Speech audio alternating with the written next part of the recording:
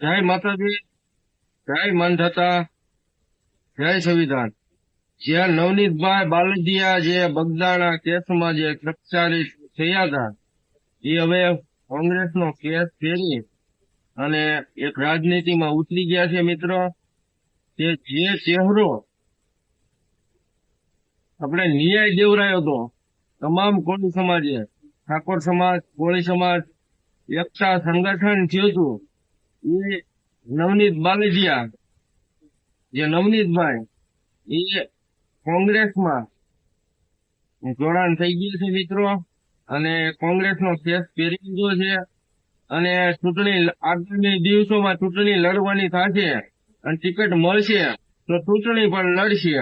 તો મિત્રો, આવડું મોટું રાજકારણ કરવામાં જો આવતું હોય અને ન્યાય મળતો હોય તો ચૂંટણી કેમ ન લડી શકે?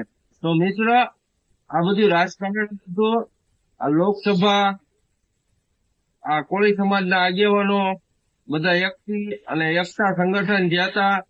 આ બધું રાજકારણ નથી તો છે શું જીવનમાં? ઈ તમે કયો.